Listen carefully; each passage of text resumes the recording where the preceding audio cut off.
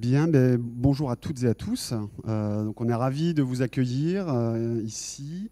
On vous remercie d'avoir bravé la chaleur et la fournaise bordelaise et de prendre ce petit temps pour venir et découvrir des pistes de recherche et découvrir aussi des pratiques innovantes qui sont mises en place par nos amis viticulteurs qui vous présenteront ça tout à l'heure. Alors, juste deux mots avant de débuter, vous allez le voir, on a un programme relativement dense. L'idée, c'est qu'on souhaitait vous faire découvrir un panel de pistes scientifiques relativement complémentaires qui va vous permettre un peu de découvrir quelles sont les voies actuelles de recherche qui visent à réduire l'usage des pesticides au vignoble.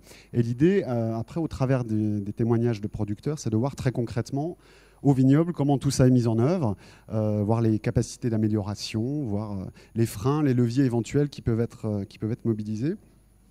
Alors cette conférence, elle a été co-construite donc avec nos partenaires de la Maison éco-citoyenne, donc que l'on remercie chaleureusement de nous mettre à disposition le lieu, mais aussi de nous accompagner sur la programmation. Chaleureusement, voilà, c'est d'actualité. Je remercie aussi les collègues du réseau Défi qui nous a permis de solliciter justement les viticulteurs qui vont témoigner tout à l'heure. Et je remercie surtout les collègues de l'unité de recherche santé et agroécologie du vignoble qui vont vous présenter la partie scientifique de cette conférence débat. Et l'idée, c'est vraiment qu'on est dans quelque chose d'interactif. Alors vous verrez, on a découpé ça en plusieurs petites séquences. En gros, des séquences de 15 minutes. L'idée, c'est qu'on aura un focus science, un témoignage de producteurs et après un espace débat. Et on finira donc par une dégustation de vin issu des cépages résistants, qui sera donc le second thème qu'on va aborder après les questions de lutte biologique. Donc voilà, là vous pourrez autour d'un verre échanger avec et les chercheurs et les viticulteurs. Alors je présente rapidement les gens qui vont intervenir, alors qui se représenteront pour ceux qui passeront un peu plus tard. Mais, donc on accueille François Delmotte, qui est directeur de recherche donc à l'INRA. Frédéric Fabre, Adrien Ruche et Lionel Delbach, donc, qui sont tous les 4 membres de l'unité de recherche santé agroécologie du vignoble. On accueille aussi notre collègue Bernard Lafargue, qui vous fera déguster le vin issu de cépages résistants de l'INRA, et avec qui vous pourrez échanger.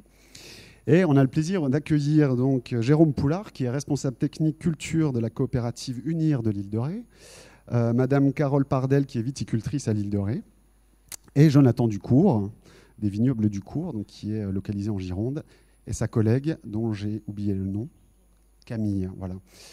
Donc on va démarrer tout de suite. Je laisse donc la parole à Frédéric Fabre, qui va nous dresser un panorama historique de la question qu'on aborde aujourd'hui. Et puis après, on enchaînera sur le premier thème de lutte biologique, avec 2 entrées, une sur la lutte bio par conservation, donc sur des approches plutôt écosystémiques, et une seconde sur la confusion sexuelle. Et puis le troisième thème, le deuxième grand thème, sera celui donc des cépages résistants. Voilà. Alors, pour des raisons très pratiques, la conférence est enregistrée en audio, donc si vous souhaitez, au cours du débat, prendre la parole, je vous invite à récupérer le micro pour pouvoir poser votre question et que questions et réponses puissent être enregistrées. Voilà, merci. Bonjour à toutes et tous. Donc effectivement, avant de mettre direct les mains dans le cambouis, on avait pensé de raconter un petit peu d'où l'on vient avec ces histoires de protection des plantes. Et donc pour ce, moi je me suis chargé d'une partie qui va redresser en fait, qui va dresser et pas redresser l'histoire de l'agriculture. Donc l'agriculture est née voici 12 000 ans avec la domestication des plantes et des animaux, et ce principalement à des fins alimentaires, et c'est la période qu'on a appelée le néolithique. Et c'est une période qui a été caractérisée par la naissance de toutes les plantes cultivées que l'on connaît aujourd'hui. Ce processus de domestication des plantes a eu lieu dans différents centres indépendants tout autour du monde, à peu près entre 12 000 et 5 000 ans avant notre ère. Voilà, et là déjà il y a une caractéristique psychologique un peu des êtres humains qui va faire que dès le moment où les personnes se sont mises à cultiver des plantes, on espérait une récolte et naturellement on craignait d'en perdre tout ou partie. Et c'est peut-être là une des origines de ces mots qu'on a gardés jusqu'à nos jours, où on parle de protection des plantes, on parle de défense des cultures, et on protège et on défend ces cultures contre des ennemis de ces cultures. Et quand on regarde un petit peu le panel des livres qui ont été publiés, y compris dans les années les plus récentes, on retrouve systématiquement ces termes-là.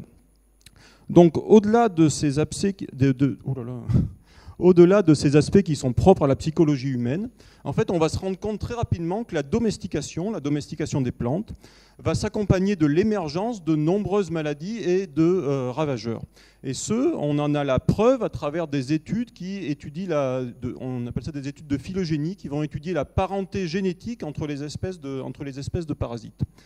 Et quand j'emploie le mot émergence, là, ce qu'il faut entendre derrière, ce qu'il faut voir, c'est que l'agriculture, en fait, va servir de révélateur d'insectes ou de maladies qui étaient déjà préexistants dans le milieu naturel, mais on se rend compte de leur existence quand on met ces plantes en culture. Et alors on a tout un tas de données là-dessus, et les principales maladies, par exemple les principales maladies que l'on retrouve sur les céréales, quelques siècles après la mise en culture de ces plantes, on commence à avoir des épidémies dans ces parcelles cultivées dues à ces maladies et également aux ravageurs. Alors pourquoi cela?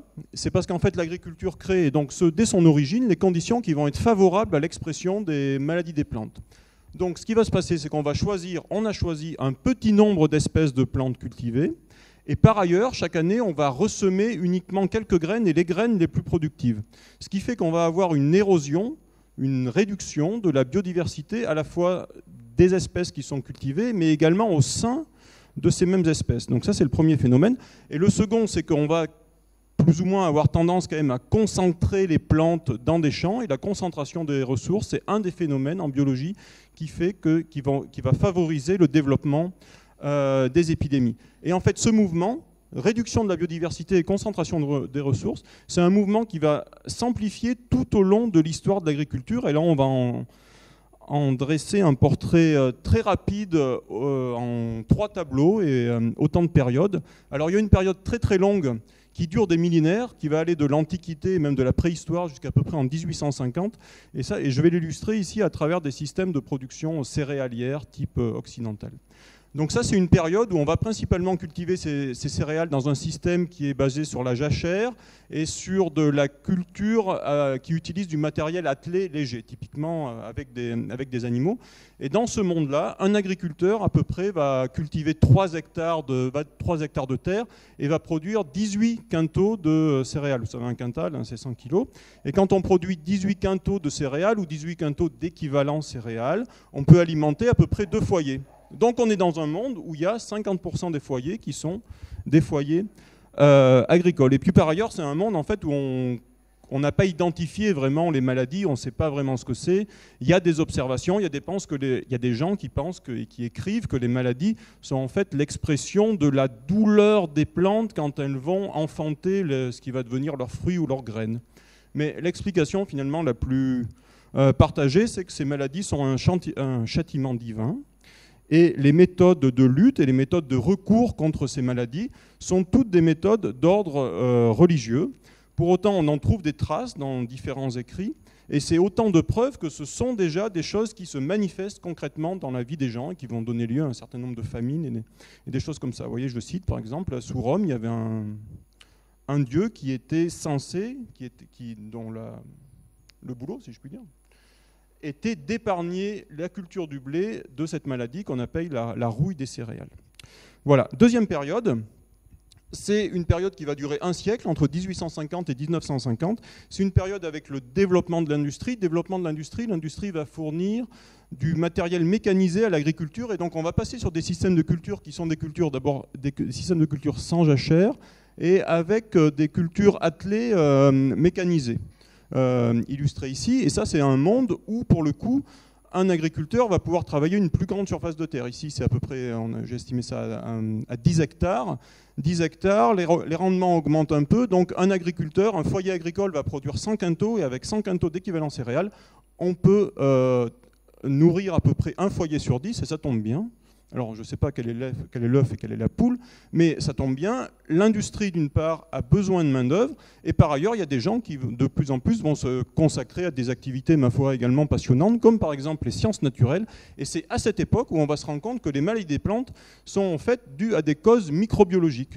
Alors au cours de ce siècle-là, on va les attribuer, et c'est la connaissance sur laquelle on reste actuellement, à des champignons parasites, à des bactéries, mais également à des virus. C'est également un moment où on va populariser des méthodes de protection des plantes qui sont principalement basées sur des substances minérales et sur des extraits végétaux. Mes collègues y reviendront un petit peu avant. Vous voyez, là, il y a en 1935, on vante un pulvérisateur qui utilise de l'acide sulfurique.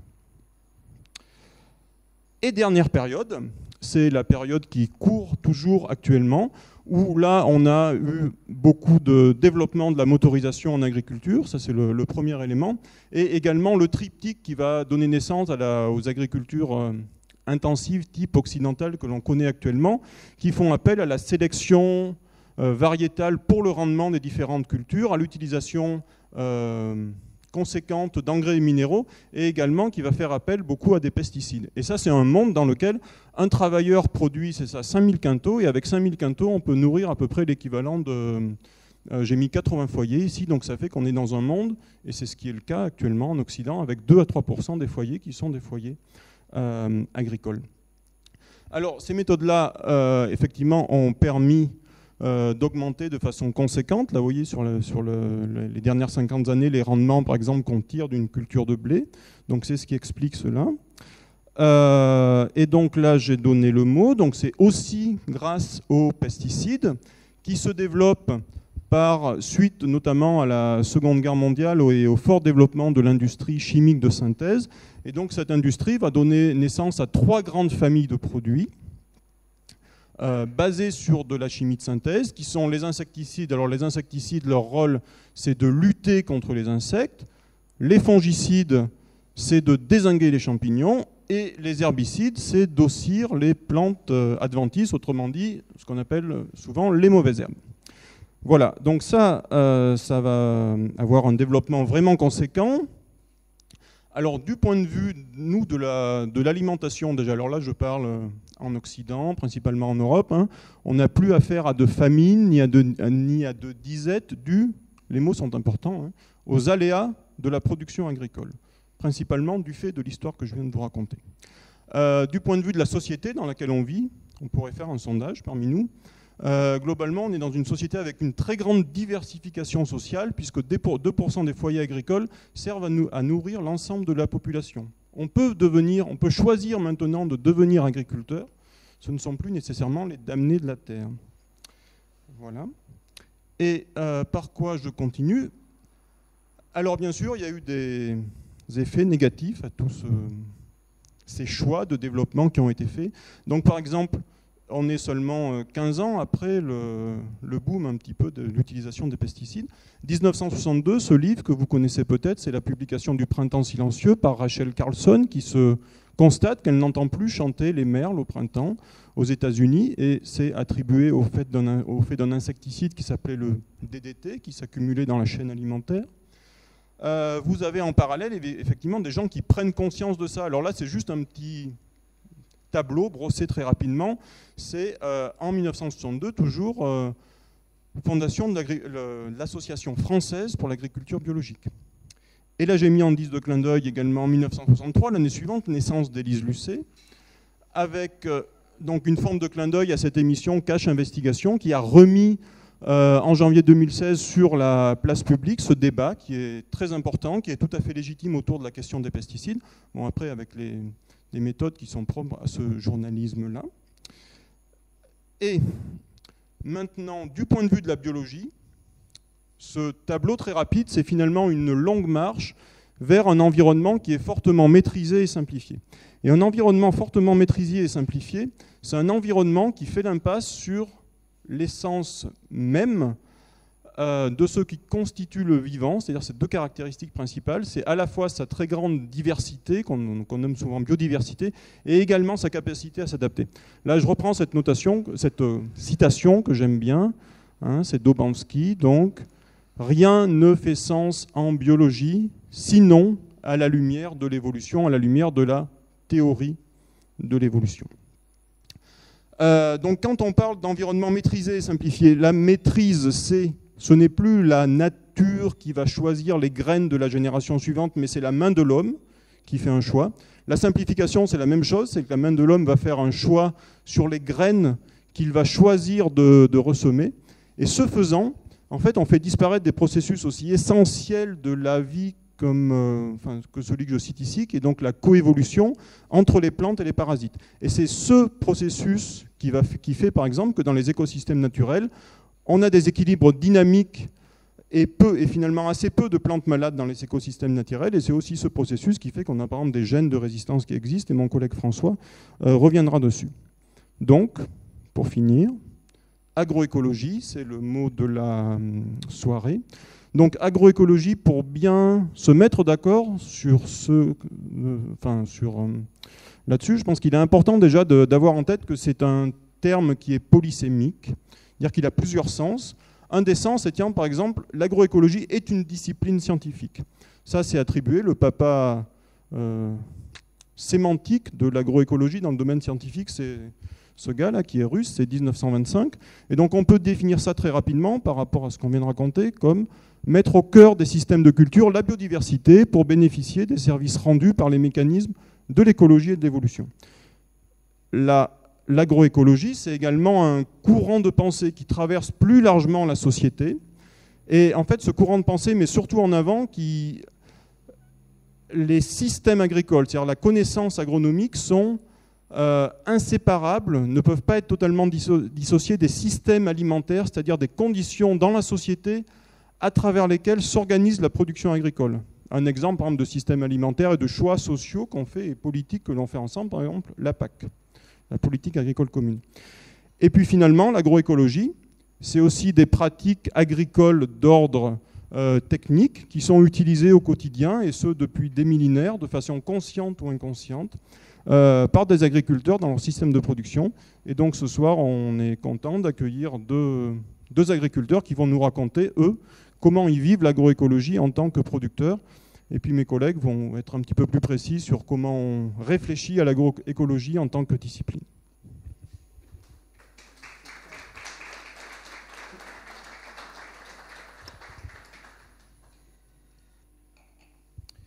Donc vous avez bien compris que l'idée, après la présentation un peu générale de Frédéric, c'est de vous donner un peu un panorama, un aperçu des différentes voies de recherche actuelles en agroécologie qu'on peut déployer en viticulture, donc dans le vignoble. Et donc, un peu pour prolonger la définition de Frédéric sur qu'est-ce que l'agroécologie, finalement l'agroécologie c'est quoi ? C'est surtout, en termes un peu pratiques, une combinaison de leviers, des leviers qui vont opérer à des échelles spatiales et temporelles différentes. Donc ça peut être des choses à des échelles très fines, comme la sélection du matériel végétal ou la conduite de la culture à l'échelle de la parcelle. Mais ça concerne aussi des leviers qui vont opérer à des échelles spatiales et temporelles plus larges, à l'échelle du paysage notamment. Donc l'idée ici là, des présentations qui vont suivre, c'est de vous donner un peu un aperçu global de ces différents leviers. C'est pas du tout un aperçu exhaustif. Et en fait, on a décidé de faire le focus sur donc trois thématiques un peu. La lutte biologique par conservation, donc, que je vais vous présenter juste après. La confusion sexuelle, que Lionel vous présentera. Et ensuite, un focus sur plutôt la résistance variétale. Voilà. Donc, je vais commencer avec quelques éléments sur la lutte biologique par conservation et gestion des habitats. Donc concrètement, qu'est-ce que c'est ? Donc la lutte biologique au sens large, c'est l'utilisation d'un organisme vivant pour lutter contre un autre organisme qu'on considère comme nuisible. Ça se décline en plein d'approches différentes, et parmi ces approches, il y a la lutte biologique par conservation et gestion des habitats. Donc si on veut donner une définition, concrètement, qu'est-ce que c'est ? C'est comment arriver à modifier l'environnement, soit via des pratiques agricoles, soit via des aménagements dédiés, pour stimuler l'action d'espèces naturellement présentes dans un milieu. Donc on n'introduit pas d'espèces, on utilise les espèces qui sont naturellement présentes. Par contre, on essaye de les optimiser, d'augmenter leur abondance, leur diversité, pour limiter l'impact en fait, de bioagresseurs, ce que Frédéric a appelé les ennemis des cultures. Donc là, il y a un petit switch sémantique à faire, parce que maintenant, les ennemis, c'est les ennemis naturels, donc c'est les auxiliaires, quoi, les insectes bénéfiques, et ce que j'ai appelé bioagresseurs, c'est les pathogènes, des insectes ravageurs, des adventices. Donc voilà, donc vous connaissez tous des exemples de lutte biologique. Le plus classique, c'est les pucerons régulés par les coccinelles sur vos rosiers, si vous avez des rosiers. Donc concrètement, de quoi on parle ? En fait, on parle de processus écologiques, et principalement, on parle de deux processus quand on s'intéresse à la régulation d'insectes ravageurs dans des milieux cultivés. On parle de la prédation. Donc vous ne voyez pas très bien, mais c'est une belle photo d'une larve de chrysope qui prédate un puceron. Donc en gros, l'acquisition de la ressource qui fait que la ressource nuisible, là, le puceron va être régulée. Et on parle aussi d'un autre processus qui est le parasitisme. Donc le parasitisme, là c'est pareil, vous ne voyez peut-être pas très bien, mais il y a un certain nombre d'espèces qui ont besoin d'autres espèces pour se développer. Et donc là on voit un petit hyménoptère parasitoïde qui pond un œuf dans un puceron, et en fait en se développant, cet œuf va tuer le puceron. Donc c'est un autre processus qui n'est pas de la prédation au sens strict, c'est pas de l'acquisition de la ressource, mais c'est de la régulation naturelle qui rentre dans ce processus-là, quoi. Donc en fait c'est des phénomènes qui s'opèrent tous les jours dans des milieux cultivés et non cultivés. Donc il y a des économistes qui se sont amusés à essayer de quantifier un peu en termes monétaires ce que ça représenterait si on essayait de remplacer ce service rendu par la biodiversité par des processus, on va dire, anthropiques. Et ils ont estimé, alors c'est des chiffres qui ont plein d'incertitudes et qui ne veulent pas dire forcément grand-chose, mais ça veut juste dire que c'est un processus qui est significatif. Ils ont estimé qu'à l'échelle globale, pour une année, ça équivaut à peu près à 100 milliards de dollars. En coût de remplacement. Donc ça veut juste dire que voilà, c'est un processus qui est très important et que finalement, tous les jours, on utilise ce processus-là pour mener à bien nos cultures. Alors concrètement, de quoi on parle ? Alors, en gros, les protagonistes impliqués là-dedans, c'est des centaines d'espèces. L'idée, là, pareil, c'est pas de vous faire un panorama exhaustif des espèces qui sont impliquées là-dedans. Mais grosso modo, c'est beaucoup des invertébrés, surtout dans les milieux agricoles. Donc il y en a que vous connaissez, il y a les coccinelles, il y a des perce-oreilles, des araignées, donc des espèces que vous connaissez moins, comme les cirfes ou les carabes, qu'on retrouve dans tous ces milieux-là. Mais c'est aussi des vertébrés, les oiseaux notamment, les chauves-souris, les lézards, enfin les reptiles, qui participent en fait au processus de régulation naturelle dans les milieux cultivés. Donc un peu à l'image de ce que vous a présenté Frédéric, finalement, c'est des processus qui sont connus depuis très longtemps et qui en fait, ont coévolué avec l'agriculture tout simplement. Donc on en trouve des traces de manière très, très ancienne. Donc on a des traces en Égypte antique, notamment ils utilisaient les chats pour lutter contre les rongeurs qui s'attaquaient au stock de semences. La véritable trace de la lutte biologique au sens strict dans les textes date de moins 300 avant Jésus-Christ en Chine, où les fermiers là-bas utilisaient des fourmis tisserandes dans les champs d'agrumes pour aller lutter contre des coléoptères, des lépidoptères qui s'attaquaient aux oranges. Et Pline l'Ancien aussi, donc au 1er siècle après Jésus-Christ, a moultes exemples de pratiques agricoles qui permettent de limiter l'action des bioagresseurs et d'augmenter la régulation naturelle. Donc c'est un processus très ancien, mais qui en fait, si on l'applique un peu à notre monde actuel, qui nécessite, si on veut le piloter un peu finement, en fait des connaissances assez fines et assez pointues en écologie, au sens de la discipline scientifique. Et donc là, du coup, j'ai essayé de vous résumer un peu les grandes questions, les objectifs de nos recherches, et notamment, alors, un premier axe de nos recherches, ça vise à un peu comprendre quelles sont les dynamiques des populations et les règles d'assemblage des communautés d'ennemis naturels qui vont donc rendre ce service de régulation qu'on retrouve dans les paysages viticoles. Donc là, concrètement, on fait quoi ? On fait appel à des outils, à des concepts de l'écologie du paysage et de l'écologie des communautés pour essayer de comprendre pourquoi on retrouve les espèces qu'on retrouve dans nos milieux cultivés et à des moments bien précis. Donc concrètement, ça veut dire travailler à l'échelle, par exemple, d'un paysage, parce qu'on travaille sur des espèces qui dispersent beaucoup, et on essaye de comprendre où sont distribuées les ressources qui sont importantes pour ces espèces-là, quel est le rôle de ces différents habitats, qu'ils soient cultivés ou non cultivés, et est-ce qu'on peut comprendre un peu dans le temps et dans l'espace comment ces espèces se dispersent et comment on les retrouve dans ces habitats. Donc concrètement, ça revient un peu à étudier différents filtres en partant d'un pool d'espèces qu'on va retrouver dans une région. Et on va essayer de comprendre pourquoi il y en a qui se dispersent peu, pourquoi il y en a qui sont affectés par des facteurs abiotiques comme la température, et pourquoi il y en a d'autres qui sont affectés par de la compétition, par exemple avec d'autres espèces, pour finalement se retrouver avec un pool d'espèces localement très petit, quoi. Donc derrière la compréhension de ces mécanismes-là, en fait, commencent à se dessiner quelques pistes de gestion tout concrètement, quoi. Parce que si on commence à comprendre comment des espèces se dispersent dans un paysage ou pourquoi on retrouve dans tel milieu ou dans tel milieu telle espèce, on commence à comprendre que si on cherche à l'optimiser, il va falloir mettre en place des choses pour pallier à ces filtres-là, quoi. Et ensuite, il y a un deuxième axe de nos recherches qui vise à comprendre, une fois qu'on a des espèces et des individus qu'on retrouve dans un habitat, finalement, comment ces espèces interagissent les unes avec les autres. Donc on cherche à comprendre les interactions trophiques entre ces espèces. Donc là, on fait aussi appel à une discipline de l'écologie qui est l'écologie des réseaux trophiques. Et concrètement, donc, qu'est-ce qu'on fait ? On va dans des parcelles de vignes, on échantillonne des prédateurs qui s'attaquent à des insectes nuisibles. Et ce qu'on cherche à faire, c'est ça, on va extraire l'ADN qu'on retrouve dans les estomacs de ces prédateurs, on va les séquencer, on va identifier comme ça quelles sont les espèces retrouvées dans les estomacs pour après reconstruire finalement l'ensemble des interactions de ce prédateur avec toutes ses proies potentielles.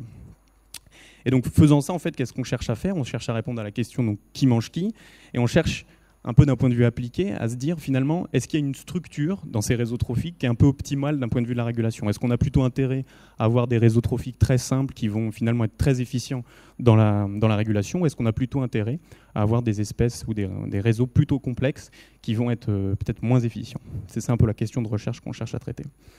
Donc pour traiter cette question, on s'appuie sur des connaissances en écologie, et globalement, on sait que quand on s'intéresse au lien entre biodiversité et fonctionnement des écosystèmes, que ce soit pour la régulation naturelle ou d'autres fonctions rendues par la biodiversité, on sait que globalement, il y a une relation positive. Donc elle n'est pas linéaire, elle sature un peu un certain niveau de biodiversité, mais globalement, on sait que quand on augmente le nombre d'espèces, on va augmenter le niveau de la fonction rendue par ces communautés. Et rapidement, parce que j'ai plus trop de temps, cette relation elle est valable sur la question de la régulation naturelle. On sait que plus on a de prédateurs différents dans une parcelle de vigne par exemple, mieux on va réguler les insectes ravageurs. Donc on a un intérêt à conserver un certain niveau de biodiversité si on veut réguler naturellement des insectes ravageurs. Donc concrètement, en quelques mots, qu'est-ce que ça veut dire voilà, ces questions de recherche auxquelles on cherche à répondre, qu'est-ce que ça veut dire finalement un peu concrètement dans le monde réel et chez les viticulteurs ? Donc on sait que c'est très important sur la base de ces recherches de maintenir un certain nombre de ressources dans le paysage. Et c'est surtout important de maintenir, on va dire, 2 ou 3 fonctions fondamentales qui sont en fait évidentes mais qui nécessitent de comprendre l'écologie des espèces. C'est leur apporter des ressources alimentaires, donc ça veut dire du nectar et du pollen, parce qu'une grande majorité de ces espèces-là utilisent du nectar et du pollen pour réaliser leur cycle de vie. Ils ont besoin d'habitats non perturbés pour pouvoir hiverner, pour pouvoir se réfugier pendant l'été également. Et ils ont besoin de proies alternatives qui va permettre à leur cycle de vie de tout simplement de se réaliser, quoi. Donc en fait, on sait déjà que maintenir ces habitats qui remplissent ces fonctions est important, quoi. Et donc typiquement, il y a différentes manières de faire ça, quoi. Il y a des leviers, donc, comme je le disais tout à l'heure, à l'échelle parcellaire. Donc, par exemple, on peut maintenir un certain niveau de diversité végétale dans des parcelles. Donc là, vous avez un exemple où on a une bande fleurie dans une parcelle de vigne. Et ça a été assez bien démontré que maintenir une diversité végétale élevée dans des parcelles, ça permet d'augmenter l'abondance et la diversité des ennemis naturels, et donc de mieux réguler les insectes ravageurs et de diminuer du coup, les attaques de ces insectes. Donc ça a été bien démontré en vigne, je vous le dis. Donc là, c'est un exemple de travaux qu'on a menés juste ici dans l'entre-deux-mers. On a montré que maintenir un enherbement total dans une parcelle, ça diminuait significativement les attaques d'un insecte ravageur qui est les tordeuses de la vigne. Lionel reviendra dessus tout à l'heure. Et ensuite, il y a des leviers à l'échelle du paysage notamment. Donc on sait que dans un paysage, donc là l'échelle c'est à peu près 1 km de rayon, on sait que maintenir, alors là vous ne voyez pas, c'est pareil, c'est une illustration qui ne sert à rien, mais il y a un paysage très complexe en haut avec plein d'habitats semi-naturels, et en dessous c'est un paysage de monoculture de vigne. Et on sait que maintenir ces habitats-là dans le paysage, ça permet d'augmenter la diversité et l'abondance d'un certain nombre d'ennemis naturels, notamment là des araignées par exemple, c'est illustré. Et ça se traduit en termes d'une augmentation du niveau de régulation moyen, quoi. Donc manipuler le paysage par exemple, ça a un vrai intérêt d'un point de vue de la régulation en tout cas. Et on peut le faire aussi par une autre manière. C'est-à-dire que manipuler les habitats semi-naturels, c'est compliqué. On ne va pas implanter une forêt, une haie, c'est un peu plus compliqué. On peut le faire aussi par des pratiques agricoles. Et en fait, on peut le faire aussi par un système de culture qui serait par exemple l'agriculture biologique. Et donc là, pareil, quand on compare des paysages où on a beaucoup d'agriculture biologique ou peu d'agriculture biologique, globalement, ce qui ressort, c'est qu'on a un peu les mêmes effets qui ressortent que les effets que je vous ai présentés juste avant. On a un effet positif sur la diversité de ces ennemis naturels. Donc on peut arriver à diversifier les paysages comme ça et on peut avoir un effet sur la régulation à terme, quoi. Voilà, et bien là c'était une sorte de diapo de conclusion qui vous résumait un peu l'ensemble des leviers qu'on peut mobiliser à des échelles fines, en jouant sur la diversité végétale à l'échelle d'une parcelle une année donnée, jusqu'à des leviers beaucoup plus complexes qui nécessitent de la coopération entre acteurs, qui jouent sur par exemple la composition et la configuration des paysages. Donc là, il y a d'autres implications et d'autres complications à manipuler les paysages en termes sociaux notamment, mais c'est des leviers qu'on peut mettre en place ou imaginer mettre en place à terme. Voilà, merci beaucoup.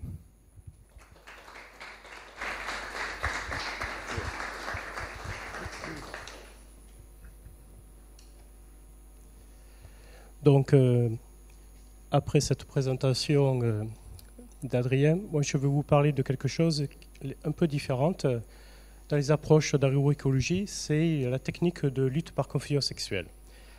Alors c'est quelque chose qui a été développé historiquement à l'INRA et qui est mis en œuvre maintenant. Il y aura un exposé derrière moi pour présenter un peu ce qui est fait par nos collègues de l'île de Ré. Alors, d'abord, quelle est la cible? Alors, la confusion sexuelle, c'est une technique, on va la voir après, qui va viser une espèce qu'on appelle l'eudémis de la vigne. Alors, l'eudémis, c'est quoi? C'est un papillon qui va pondre sur les fleurs ou sur les baies et dont les chenilles vont s'attaquer, détruire ces fleurs ou ces baies. Pour ça qu'elles vont porter le nom de tordeuses de la grappe. Alors, ça va générer des dégâts, différents types de dégâts, qui vont être soit des dégâts directs, des perforations de baies, donc une perte quantitative, soit être des portes d'entrée, ces perforations, pour le développement de pathogènes, par exemple des pourritures. Donc ça va altérer la qualité. Alors, on s'est rendu compte qu'une voie de régulation intéressante était le comportement reproducteur des insectes. Donc, chez les papillons, la femelle attire le mâle par l'émission d'une phéromone sexuelle qui va permettre au mâle de retrouver la femelle et de favoriser l'accouplement. S'il n'y a pas d'accouplement, il n'y a pas de ponte de la femelle. Donc, s'il y a accouplement, il y a ponte de la femelle et donc une génération qui va se mettre en place. Le mâle perçoit l'odeur de la femelle au niveau de ses antennes et c'est intégré par son cerveau. Donc l'odorat est une chose essentielle chez les insectes. En comprenant cela, on peut empêcher ces accouplements. C'est ce qu'on appelle la technique de confusion sexuelle. Tout simplement, on va brouiller le signal qui est émis par la femelle, l'odeur qui diffuse dans l'air, pour empêcher au mâle de retrouver cette odeur. Alors comment?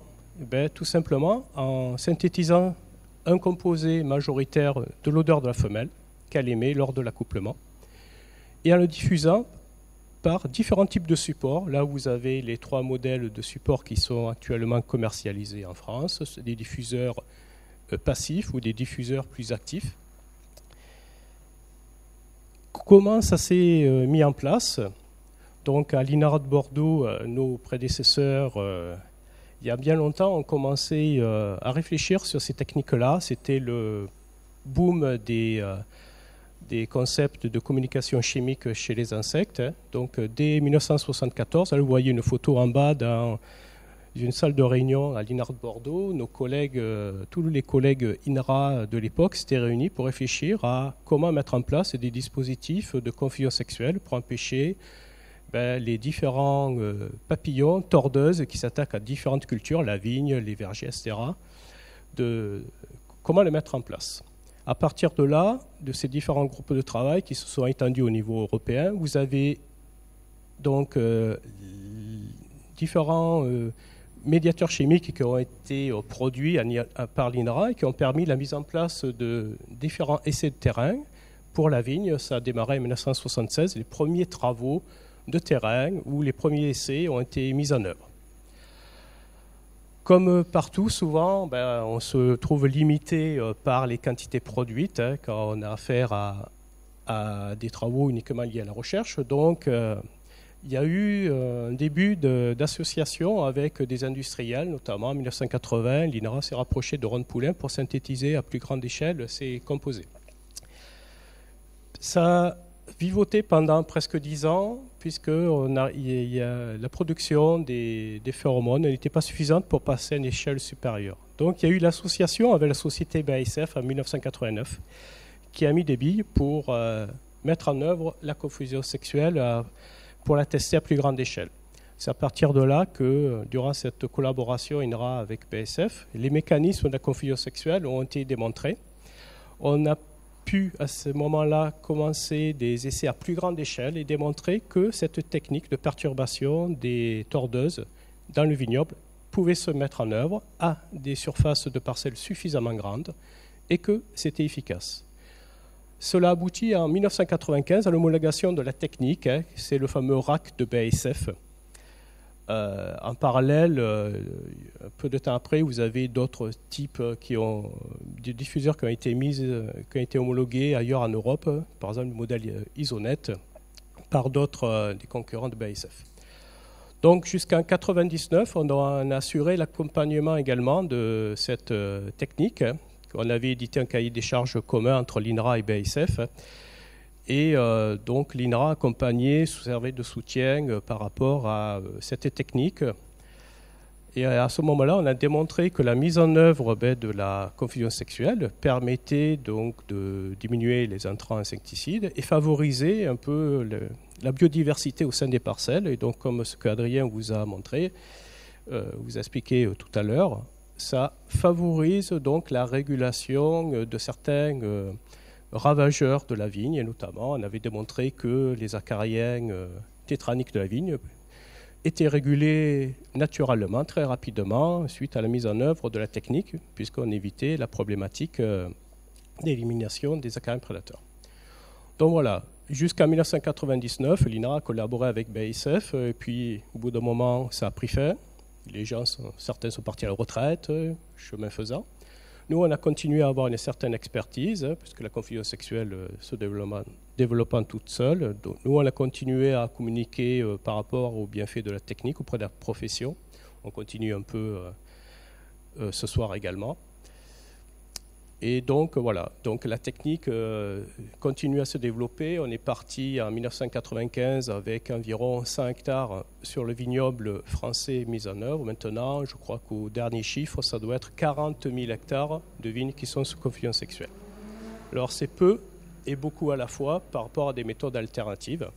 Et on va voir, donc, avec la présentation de nos collègues de l'île de Ré, comment eux, ils arrivent à mettre en œuvre cela et par rapport à leurs contraintes propre. Voilà.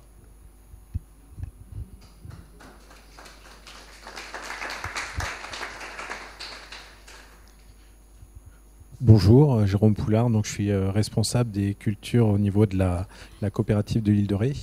Et avec moi, j'ai Carole Pardel, qui est la viticultrice à l'initiative de la confusion sexuelle sur l'île de Ré. Donc, pour vous présenter vite fait l'île de Ré au niveau de la coopérative, il y a 8000 hectares sur l'île de Ré. 570 sont en vigne actuellement. Et la coopérative représente 545 hectares. La confusion sexuelle en quelques chiffres. On a commencé en 2011. Carole voulait absolument mettre en place la confusion sexuelle. On avait marre des insecticides. Et donc, sur une partie du vignoble qui représentait 25 hectares, on a initié cette méthode. Donc, les freins qu'il y avait, c'est qu'il fallait un vignoble absolument homogène. C'est-à-dire que si vous avez des trous, là, on ne peut pas le faire. On a réussi sur les 25 hectares à convaincre tous les producteurs de vouloir le faire. Et au début, c'était... bon, ils ont dit on va essayer. Bon, la contrainte était financière à l'époque, puisqu'en 2011, on va quand même parler prix, parce que c'est ça aussi le frein dans la méthode la méthode, ça coûtait 260 € de l'hectare. Donc ces 260 € de l'hectare, on a demandé une petite subvention à la commune sur laquelle on l'a fait, et on l'a obtenue. Et du coup, on a réussi à mettre ça en place. Donc sur ces 25 hectares, on a eu des très bons résultats. Du coup, en 2012, après, on a dit bon, on va augmenter un peu. Et on est passé à 60 hectares. Parce que sur ces 60 hectares, sur les 25 premiers hectares, les résultats avaient été très bons. Il n'y a eu aucun insecticide de mis sur ces 25 hectares. Donc en 2012, 60 hectares. Et pareil, tout s'est bien passé. On n'a pas eu du tout de vol sur les parcelles, pas de dégâts. On était enchantés. Du coup, en 2013, on est passé à 178 hectares. Alors, 178 hectares, c'est qu'il y a deux autres communes qui s'y sont mis. C'est le nord de l'île, à savoir Saint-Clément et Ars.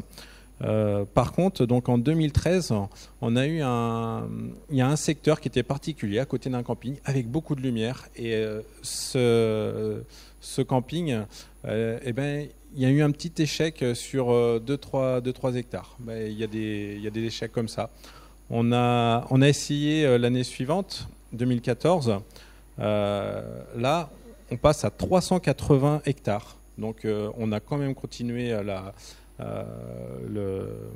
la confusion sur tout le vignoble qu'on avait confusé des 178 hectares, même là où il y avait l'échec.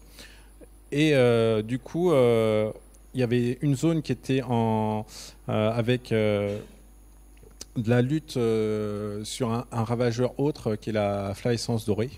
Et donc, on était obligé de faire des insecticides, 3 insecticides. Parallèlement à ça, on a fait tout ce qu'il fallait pour sortir de cette zone. On a fait de la prospection. On a cherché à éliminer ce ravageur. On est sorti de cette zone de flavescence dorée. Et du coup, il y a la zone du bois de Saint-Martin et de la Couarde qui s'est mis dans le jeu. Ils voulaient absolument le faire. Et donc on s'y est mis, sauf il y avait des réticences sur une commune. Et sur cette commune, en fait, on a 4 agriculteurs qui ne voulaient pas le faire. Donc du coup, on était à 380 hectares. Tout s'est encore bien déroulé, il n'y a pas eu de soucis, sauf toujours sur Ars, où il y a cette petite zone de 5 hectares où effectivement on avait un problème. Du coup, au niveau en 2015, on a réduit, on repasse à 363 hectares de confusion sexuelle parce qu'on s'est dit, BASF, ils n'arrivaient pas à comprendre le phénomène du problème de cet échec, puisque en fait la lumière apparemment attire les papillons. Donc on l'a pas fait, mais la personne à qui appartiennent les vignes, il croyait vraiment fermement et il voulait absolument le faire. Du coup, en 2015, il y a eu fin des subventions de la communauté de communes. Donc la coopérative a pris une décision fondamentale là-dessus. La méthode est vraiment très efficace, puisqu'on n'a vraiment pas beaucoup de dégâts, on n'a pas de vol là où c'est confusé. La coopérative a eu un choix fort au niveau de son conseil d'administration. Ils ont décidé de payer la confusion sexuelle à tous les viticulteurs. Voilà, donc c'est la coopérative qui met ça en place.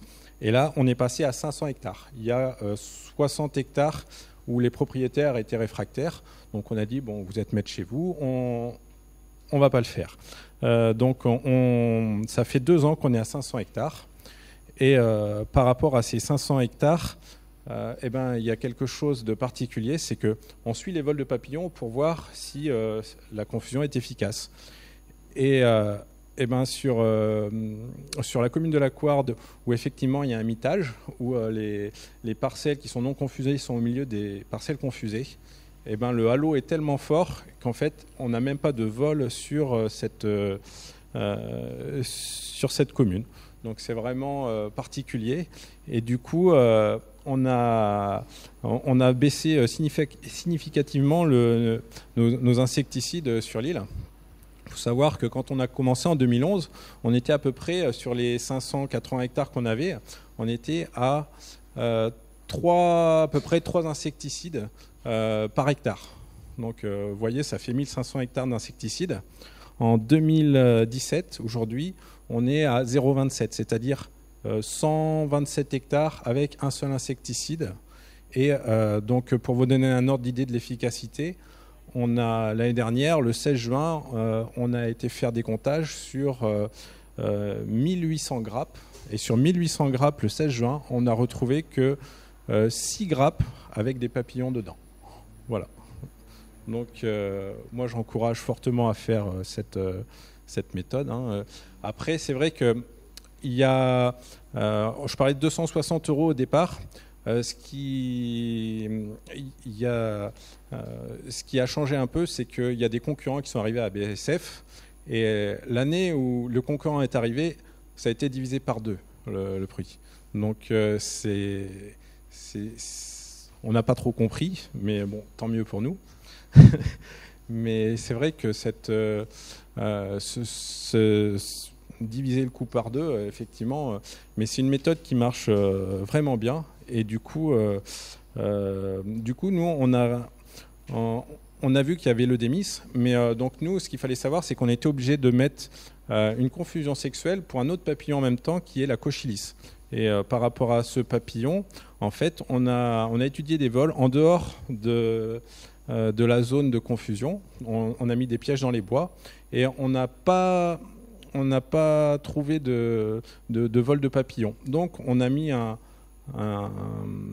diffuseur qui est spécial, qui a 90% des phéromones du papillon eudémis et 10% des phéromones de Cochyllis, pour éviter en fait le démarrage du vol de Cochyllis.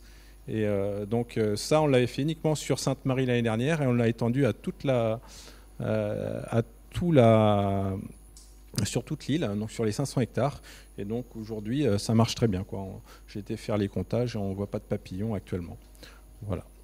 Après, je vais rajouter quelque chose au niveau de la pose. En fait, ce qui est assez important à faire, c'est que la confusion, en fait, elle démarre mi-mars, quand on a une somme de température qui atteint 210 degrés en base 10.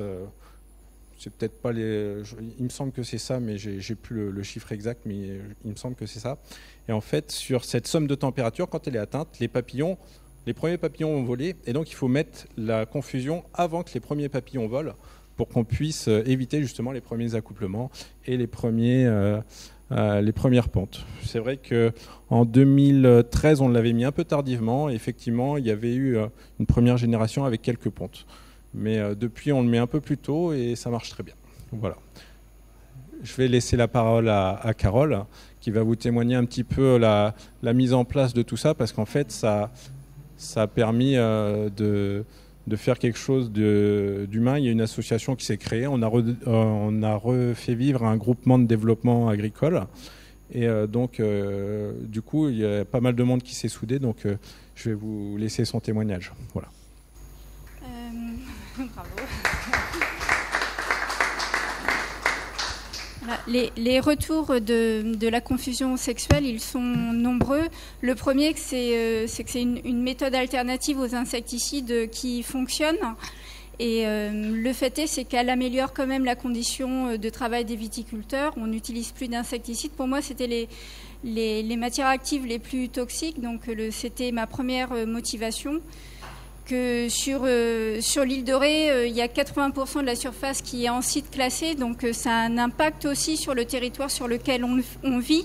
Ça me paraissait, et aux autres viticulteurs bien sûr, et à Jérôme, ça nous paraissait cohérent d'adapter ces nouvelles pratiques. Et ça a également contribué à initier toute une réflexion globale sur la réduction des intrants au niveau de la coopérative. Et aujourd'hui, elle est effective. Et quand on pose les RAC depuis le départ, on y a associé également les associations de protection de l'environnement, puisque certains viticulteurs sont également dans les conseils d'administration d'associations environnementales. Sur l'île de Ré, comme sur d'autres vignobles, je suppose aussi, les viticulteurs qui y s'installent, ceux qui sont entre 30 et 40, ont reçu pendant leur parcours scolaire une éducation de sensibilisation à l'environnement. Donc on arrive quand même avec une dynamique nouvelle et on essaie de l'appliquer. Et donc dès le départ, on a ouvert cette démarche aux adhérents des associations de protection de l'environnement, mais également à la société civile, les locaux, et ça a contribué à communiquer aussi sur ces changements de pratiques agricoles. Ça n'existait pas avant, on a du mal, nous, à communiquer sur nos pratiques, et ça a été plutôt positif. Donc, mes voisins savent comment je pratique. Et du coup, il y a beaucoup moins de suspicions, surtout, voilà, on a tous vu le reportage d'Élise Lucet, très bien fait et tellement réaliste. Voilà, nous, la confusion sexuelle, ça nous a permis de communiquer plutôt positivement sur ces changements de pratique. Le coût, voilà, je peux revenir sur le coût, parce qu'effectivement, il ne faut pas hésiter à négocier. Quand on se rend compte que Isonet, ils sont 2 fois moins chers que BASF, on pose la question à BASF, pourquoi ? Et moi, j'ai un saisonnier dont le père travaille en Champagne, ça fait des années qu'il fait la confusion sexuelle, sur 800 € dans une coopérative. BASF maintenait ses prix, voilà, il a négocié aussi, c'est pas de double, c'est pas de double prix, quoi. Donc, faut pas hésiter non plus. De 275 €, on est quand même baissé à 120 €, même si on a pris une décision forte. Le conseil d'administration de la COP a pris la forte décision de prendre en charge le coût du traitement. Voilà, on finance pas les labos pour rien, quoi. Et alors maintenant, effectivement, on pourrait demander aux viticulteurs de payer, puisque les prix, la différence de prix se resserre quand même. Mais bon, pour nous, c'était un signe fort de la coopérative. Dans l'île de Ré, il n'y a que la coopérative, il n'y a pas d'indépendants. Donc c'était un signe fort au niveau du territoire, des élus et des habitants, voilà, on se prenne en main et en charge. Ouais. Je voulais juste rajouter au niveau de la méthode, donc comment ça se passe. Donc on met les diffuseurs. Ce qu'il faut savoir, c'est qu'il y a 500 diffuseurs dans la méthode à mettre. Donc grosso modo, c'est 1 tous les 25 mètres carrés. Donc ce qu'il faut faire, on renforce les bordures. C'est-à-dire qu'il faut mettre, nous on est en 2,50 m par 1 mètre en densité à peu près. Donc ça fait 4000 pieds hectares. Donc grosso modo, c'est tous les 2 rangs. Il faut une personne qui accroche tous les 4 pieds un diffuseur. Voilà, donc c'est vrai que c'est un peu complexe sur la méthode. Donc on arrive à le faire en 3 jours. Voilà, les 500 hectares sont faits en 3 jours. Chaque viticulteur doit amener au moins une personne, du moins des personnes à la hauteur de son vignoble qu'il devrait faire. Et c'est comme ça que ça se fait. Et ça reste un moment très convivial. On fait un repas et on rassemble tout le monde, et ça permet en plus aux viticulteurs de voir les uns les autres, et c'est un bon moment convivial. C'est une bonne accroche au niveau de la méthode, ça permet, mais ça peut être aussi la limite. Oui.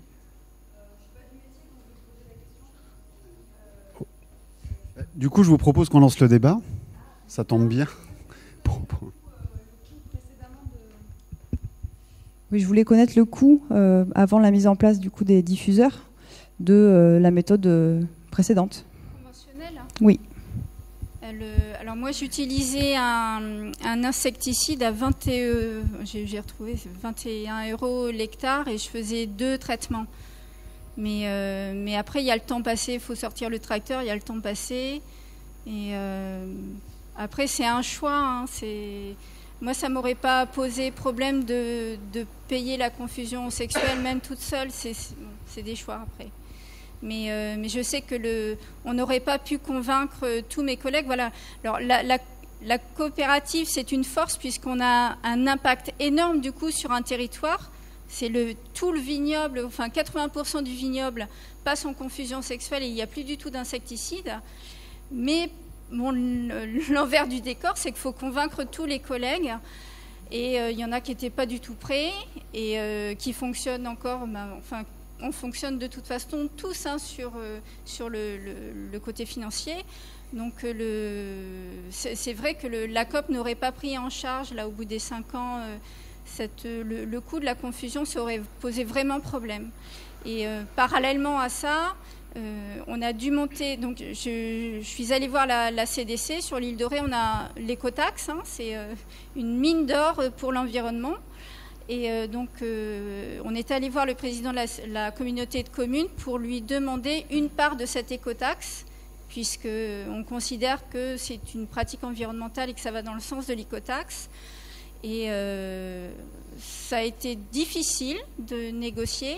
On a dû créer en fait un collectif d'agriculteurs pour que la CDC nous verse cette subvention, et que nous, on le reverse à la coopérative, puisque en fin de compte, ils ne pouvaient pas aider directement une filière, voilà, une activité. Mais ils nous ont aidés quand même sur les 5 ans. Et une année, ils ont versé 60 000 €, donc c'était le coût global de la confusion sexuelle. Voilà. Et ça s'est arrêté. Je leur ai proposé un montage comme une MAE, donc sur 5 ans. Et au bout des 5 ans, on a arrêté et la COP a pris le relais. Voilà.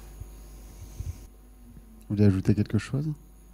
Ah, si, la démarche globale, quand même, sur la réduction des intrants, ça a fait que aujourd'hui, on est quand même 5 viticulteurs en bio. Donc ça a déclenché quelque chose, quoi. Ça a déclenché une véritable réduction, une véritable réflexion. Voilà. Oui, donc vous êtes plutôt dans la viticulture. Est-ce que cette technique est applicable ou déjà appliquée pour, par exemple, les arbres fruitiers je pensais par exemple aux cerisiers, enfin voilà. Ouais, du coup, dans le collectif qu'on a créé, on a des maraîchers et des arboriculteurs, et donc j'avais négocié une subvention globale. Donc ils ont pu en bénéficier, et voilà, ça faisait des années qu'ils le faisaient eux, mais du coup, voilà. Et sur le même papillon ou sur d'autres papillons, d'autres maladies, voilà. Donc en fait, c'est surtout sur les carpocaps ou les autres RAC ou le ginkgo est homologué, quoi. C'est d'autres papillons avec d'autres phéromones. Ce qu'il faut savoir, c'est que nous, on a une autre piste pour après, parce que là, il y a les diffuseurs, donc, que ce soit RAC ou isonette, donc c'est 500 à l'hectare, nous c'est 560 parce qu'on a beaucoup de petites bordures. On a vu des diffuseurs qui sont comme des aérosols qui marchent de 5h du soir à 5h du matin en émettant tous les quarts d'heure. Donc ça s'appelle les PUFMET, et ça en fait il faut en déposer que 3 à l'hectare.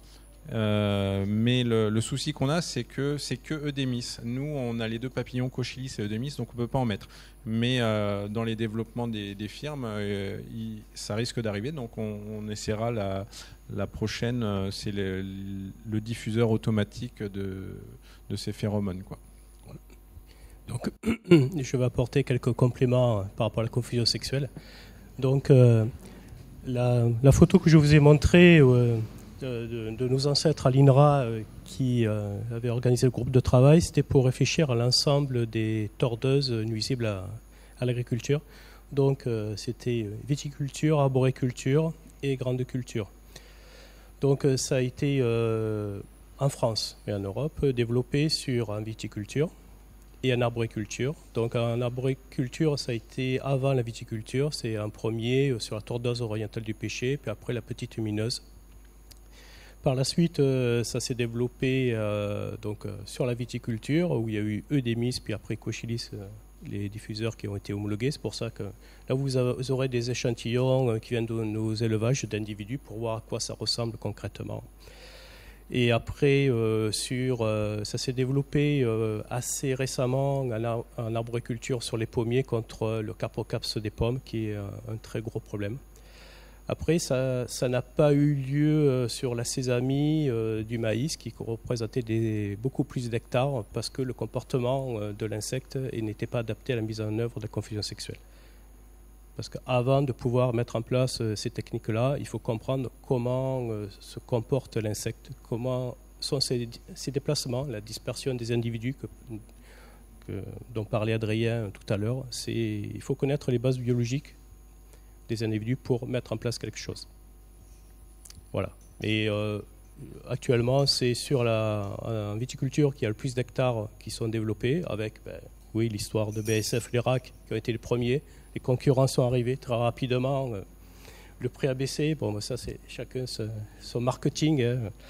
Il y a un troisième concurrent qui est arrivé avec les puffers, qui révolutionnent totalement. Il y a d'autres techniques qui sont en expérimentation, que nous, on a testé, qui pourraient arriver sur le marché prochainement. Donc, ça va énormément bouger. Alors, n'hésitez pas à poser des questions aux collègues aussi qui vous ont présenté des choses hors confusion sexuelle. Hein, ils sont là pour répondre. Bonsoir.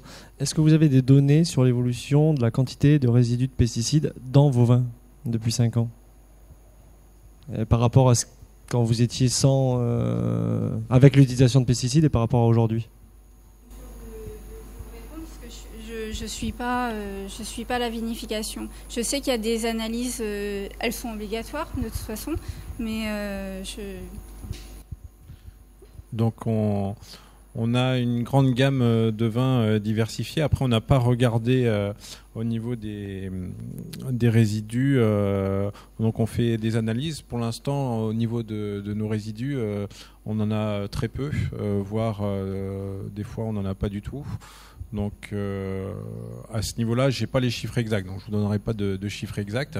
Mais de toute façon, au niveau insecticide, quand on n'en utilise pas, on en retrouve très peu, quoi. Hein. Donc voilà. Mais là, j'ai pas de. Au niveau chiffres, faudrait que je reprenne les analyses. Là, j'ai pas du tout ça comme ça. Et c'est vrai qu'après, on a. Au niveau de nos gammes, on doit avoir une vingtaine de vins différents. Après, on a du cognac qui est encore différent et on a du pinot qui est encore différent. Donc, ça, j'ai pas les chiffres, mais les analyses que m'avait communiqué la responsable qualité, actuellement, on n'avait pas de résidus particuliers. Voilà. Une question, oui. On va en prendre encore 2, puis après, je vous propose qu'on passe au thème suivant. Oui, je me demandais, dans le cas particulier de l'île de Ré, s'il y avait eu une étude au niveau écologique, du coup,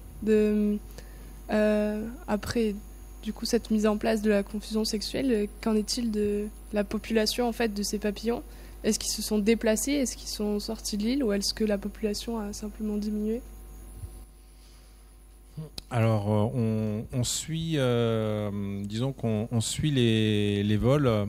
Alors, comme les vols, ça se suit avec des phéromones, il se trouve que maintenant, on ne capture plus du tout de papillons. Donc, on voit quand même de temps en temps, il y a des pontes. Donc, les papillons sont toujours là.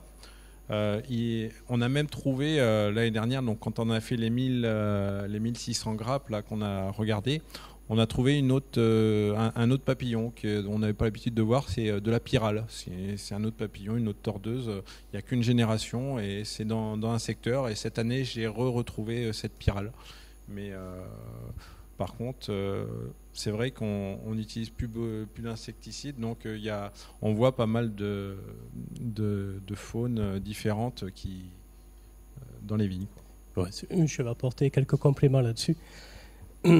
Donc, pour y avoir travaillé quand je suis arrivé à l'INRA, donc le principe, c'est pas d'éradiquer, d'éliminer totalement l'espèce, c'est de la mettre à un niveau suffisamment bas. Parce que si vous éliminez une espèce, vous créez un vide écologique, et à partir de ce moment-là, il y a autre chose qui va prendre la place. Donc, ça n'a aucun intérêt. Ce qu'on se rend compte, c'est que les populations sont très abaissées. Et donc, dans le cas de l'île de Ré, vu la superficie qu'ils ont, qu'il y a un impact sur l'ensemble global, c'est tout à fait logique, hein, parce que c'est quand même une île. Donc ça réduit énormément les populations, ça diminue les accouplements. Donc il y a toujours une population résiduelle. Les études que l'on a menées concernant les autres ravageurs ont montré qu'il y avait une diminution de pas mal de problématiques, notamment les acariens tétraniques qui étaient une problématique à l'époque. Les autres populations de ravageurs se maintiennent à des niveaux tout à fait corrects, sans nécessiter d'autres insecticides. Quand je parle pas de la problématique de la flavescence dorée de la vigne, qui est une maladie de quarantaine où il y a une lutte obligatoire. Et donc il y a la faune auxiliaire qui vient prendre le relais et qui se développe naturellement, puisqu'elle est plus impactée par l'usage des insecticides. Donc pour l'instant, ça montre un effet bénéfique de côté. Juste un complément d'information, le fait de travailler avec les associations de protection de l'environnement, on travaille avec Renature Environnement, on a mis en place avec la Chambre d'agriculture et le Muséum d'histoire naturelle un observatoire de la biodiversité agricole. Donc c'est eux, alors on fait les visites mensuelles bien sûr avec eux, et c'est eux qui transmettent leurs données au réseau du muséum. Voilà. Donc il y a un suivi de l'entomofaune et des invertébrés qui est mis en place. Moi, je voulais juste apporter une petite précision parce que ça m'a rappelé. Vous avez posé la question, est-ce que les insectes, les papillons sont partis ailleurs finalement? Donc je pense que les bons éléments de réponse, c'est ceux qui ont été amenés par les collègues ici. Mais quand j'avais lu, moi, les procès-verbaux d'excommunication des chenilles qui étaient utilisées au Moyen-Âge, parfois on leur laissait un petit terrain où elles pouvaient finir leur existence misérable. Donc il y a des gens bien avant nous qui se sont posés cette question déjà. C'est très chrétien. Une dernière question peut-être? Ou précision, ou sachant que vous pourrez tout à fait aborder ça après avec les collègues. Allez, une dernière. Est-ce que sur les propriétés où ça a été utilisé depuis longtemps, vous avez des problèmes de résistance de la confusion sexuelle? Alors, en France, pour l'instant, il n'y a aucun phénomène de résistance qui n'a été observé sur le terrain.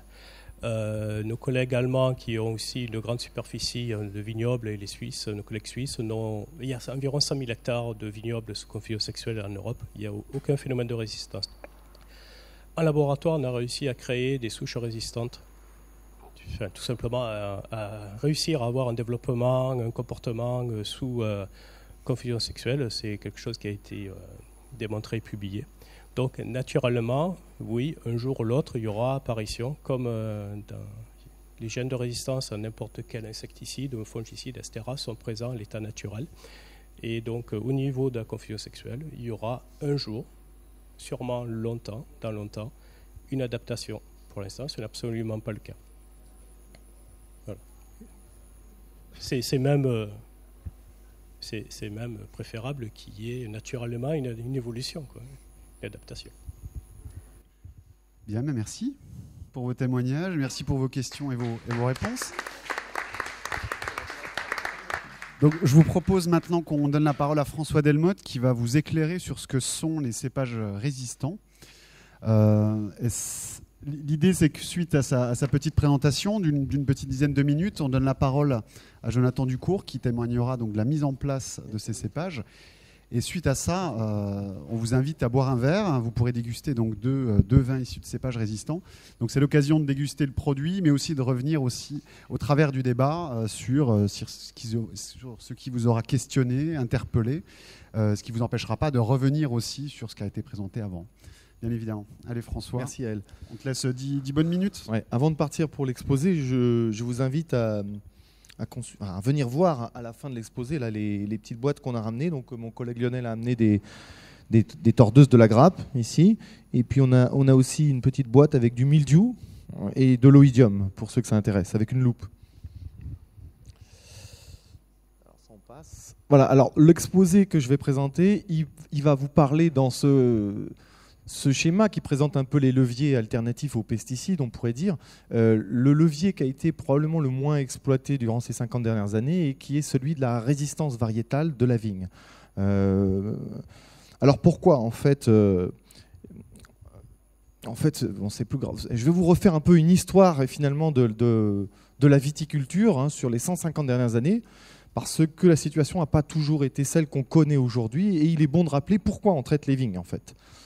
Donc à l'origine, l'espèce de vigne cultivée qui a donné lieu à la domestication de tous les cultivars qu'on connaît et qui sont utilisés ici à Bordeaux, c'est la domestication d'une espèce eurasiatique, une seule espèce, Vitis vinifera sylvestris, qu'on trouve encore sous forme relique dans certains environnements, même en France, qui a été domestiquée probablement 2 fois, mais une fois autour de la mer Caspienne et une fois en Méditerranée. Voilà.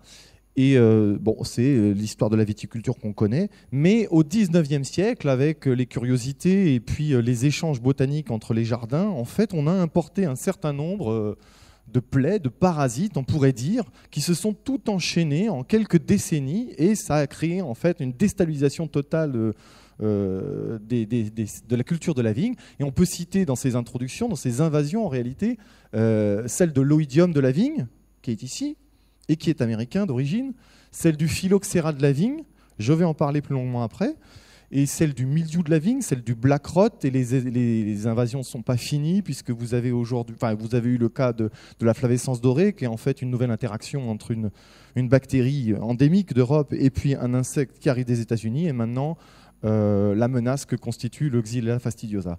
Donc c'est quelque chose d'assez important et il faut se souvenir qu'en réalité, avant que ces parasites aient été introduits, finalement les choses étaient un peu sous contrôle.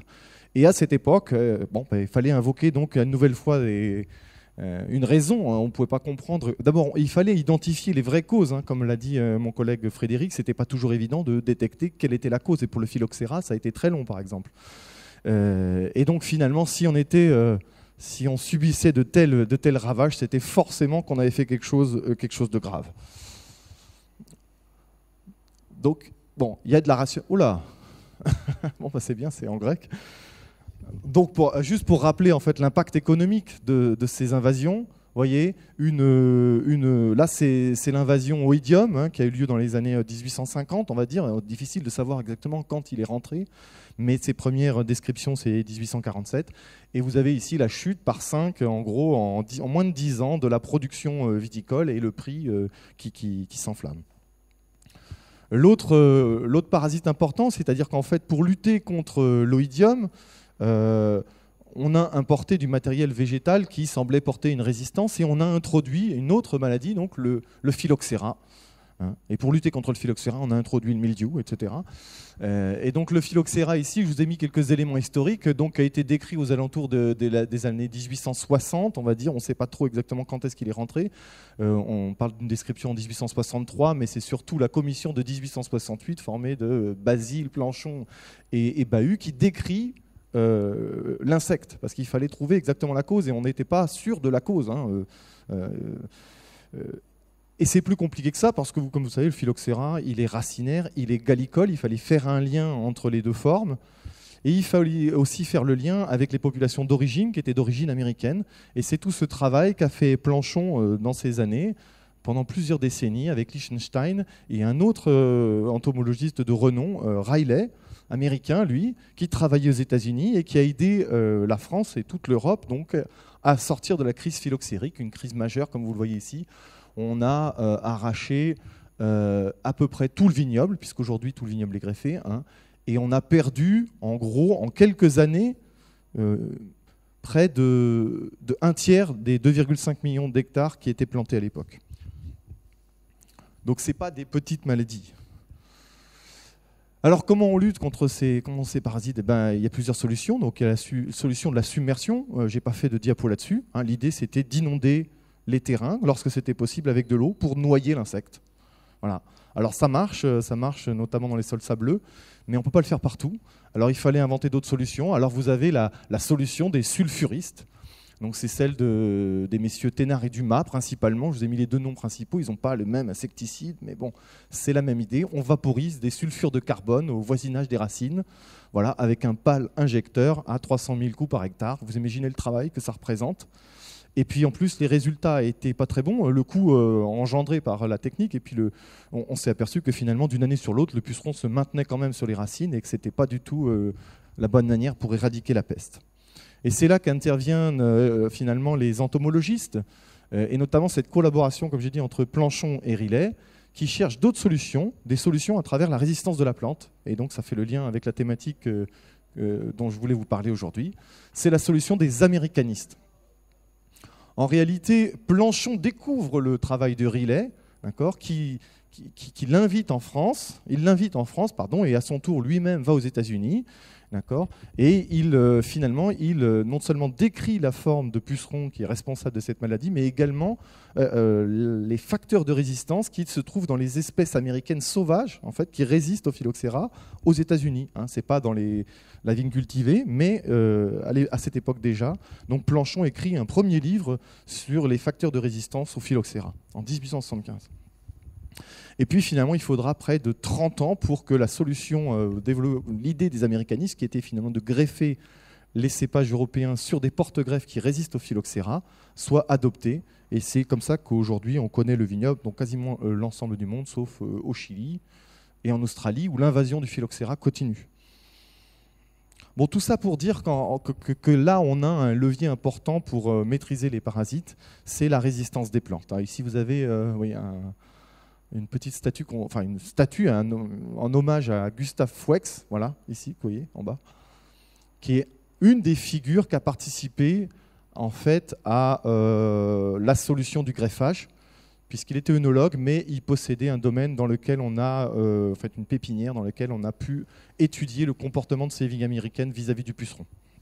Donc là, vous avez la vigne américaine qui vient sauver la vigne indigène européenne qui se meurt.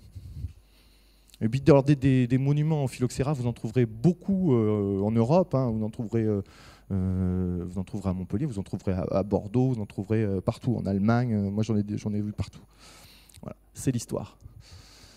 Alors aujourd'hui, on sait qu'il y a des bassins dans lesquels il y a des vitis sauvages, donc des plantes, qui ont coévolué avec les parasites. En tous les cas, pour les vignes américaines, c'est bien le cas. Et c'est ce dont parlait Frédéric Fabre ce matin. La coévolution entre le parasite et la plante a finalement fait émerger des gènes de résistance chez la plante qui sont capables de résister aux pucerons. Alors c'est un petit peu plus compliqué que ça. Il faut résister par les racines, résister par les feuilles. Toutes les plantes ne résistent pas pareil. Les populations de phylloxéra sont hétérogènes dans l'environnement. Mais bon, l'idée est là qu'on dispose d'un certain nombre de ressources finalement génétiques dans ces vitis américains sauvages qu'on peut utiliser pour lutter contre le phylloxéra, mais également contre l'oïdium et le mildiou. Et là, c'est intéressant parce que c'est un peu une impasse aujourd'hui en termes de protection de la vigne. J'y reviens après. Alors voici, je ne fais pas un cours de breeding, je ne suis pas moi-même améliorateur, mais voici un peu comment on travaille aujourd'hui la question de l'amélioration variétale de la vigne. C'est une question que souvent les gens se posent. Donc l'idée, c'est finalement d'introgresser ces gènes de résistance que vous voyez là-haut dans mon rond vitis en violet, d'accord, d'introgresser ces gènes et de les conserver tout au long d'un certain nombre de rétrocroisements par des vitis vinifera qui viennent finalement propager le front vinifera dans le cépage final. Alors on le fait, comme vous le voyez ici, c'est un travail très long, il faut environ 15 années pour obtenir un cépage résistant. Ce ne sont pas des hybrides au sens où ils ne sont pas 50% issus du parent résistant, mais bien en fait quasiment entièrement avec moins de 1% de l'espèce vitis, hein, donc majoritairement vitis vinifera, mais on a réussi à garder ce gène de résistance ou ces gènes de résistance. Et alors pour le faire, en fait, on utilise la sélection assistée par marqueur, qui est un développement de la génétique moléculaire d'aujourd'hui et qui permet d'accélérer ce processus de sélection. Alors aujourd'hui, l'INRA a créé des variétés. En fait, elle a créé et elle vient d'inscrire des variétés qui résistent au mildiou et l'oïdium, 4 d'entre elles, de blanc, de rouge aujourd'hui. Et puis, c'est le début finalement d'une série d'inscriptions, de vagues d'inscriptions de cépages résistants. Et le 27 avril, le CTPS, le France Agrimaire, vient de classer les variétés INRA et également une vingtaine de variétés étrangères, qui sont déjà disponibles chez les pépiniéristes, qui viennent de Suisse, d'Allemagne et d'Italie, et qu'on peut utiliser comme cépage résistant au vignoble. Donc on peut maintenant les planter et faire du vin avec. Alors à l'INRA, nous, on a expérimenté finalement des systèmes de culture basés sur ces résistances, ces nouveaux cépages. Ici, vous avez un essai système qui est conduit à l'INRA de Bordeaux, avec une comparaison entre du conventionnel, du bio et un système basé sur les cépages résistants. Et pour faire court, on montre qu'on arrive à réduire de près de 90% les traitements fongicides avec ce type de matériel végétal. Alors, c'est important parce que là, ici, les résistances sont dirigées contre l'oïdium et le mildiou, dont on n'a pas parlé depuis le début, mais ces deux pathogènes sont responsables à eux seuls de plus de 80% des traitements en vigne. Donc même si les traitements insecticides, comme on a vu, sont importants et qu'il y a également des herbicides, la viticulture, c'est principalement des traitements dirigés contre ces deux maladies aériennes. Donc réduire les intrants fongicides, c'est réduire les pesticides sur vigne, massivement. Mais évidemment, avec une nouvelle technique, on a des nouveaux problèmes. Donc c'est un nouveau levier qui vient s'ajouter dans le système avec les autres, ceux qu'on a décrits et puis d'autres leviers. Et ce nouveau système de culture va soulever de nouvelles questions.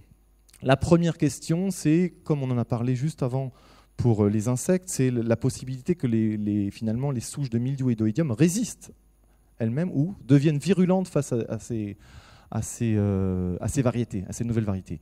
Et vous avez ici une petite illustration qui est issue de notre travail à Bordeaux sur cette question de l'évolution et de l'adaptation des populations de mildiou aux cépages résistants. Alors voilà, ici vous avez une population qui n'a jamais vu la résistance, une population de mildiou, donc qui pousse correctement sur du Vitis vinifera, donc le Vitis vinifera est sensible, et sur une variété résistante qui est parfaitement contrôlée.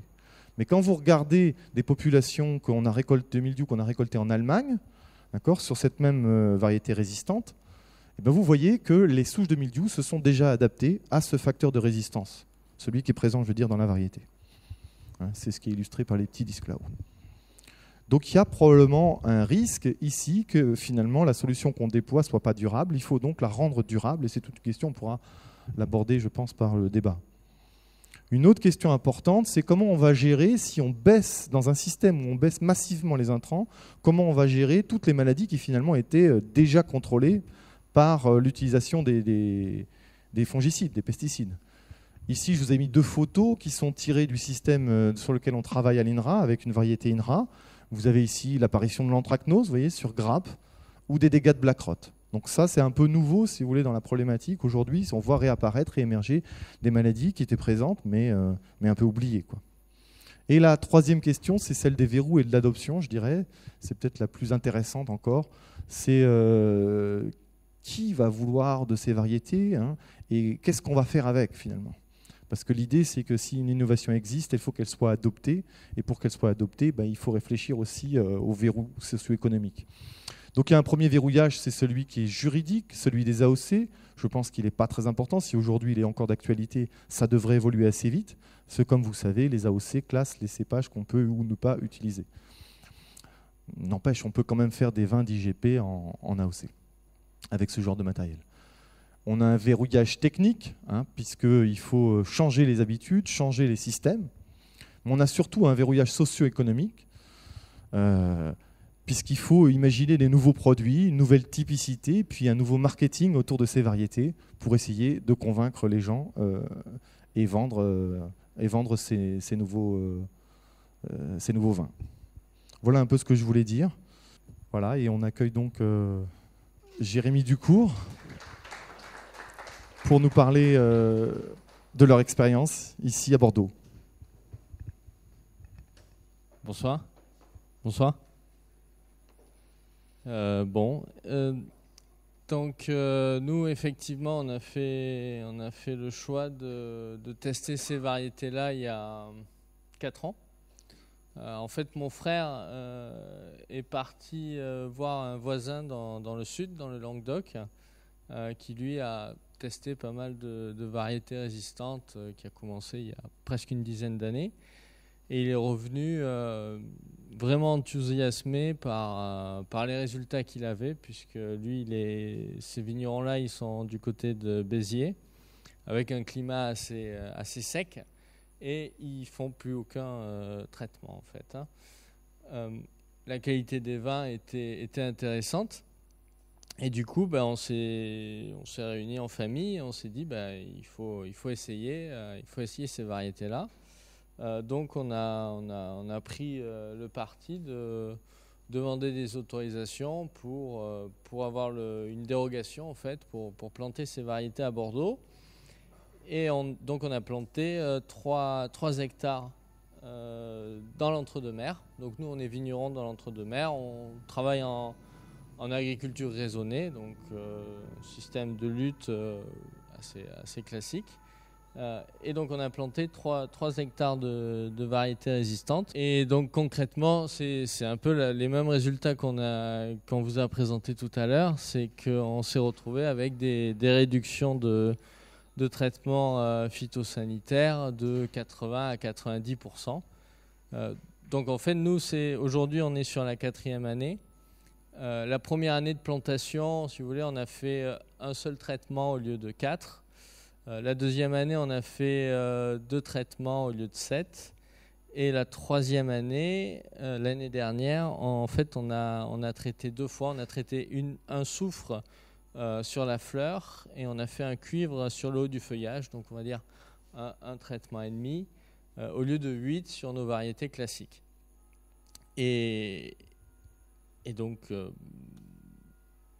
voilà, donc là c'est une petite photo juste pour vous montrer un peu.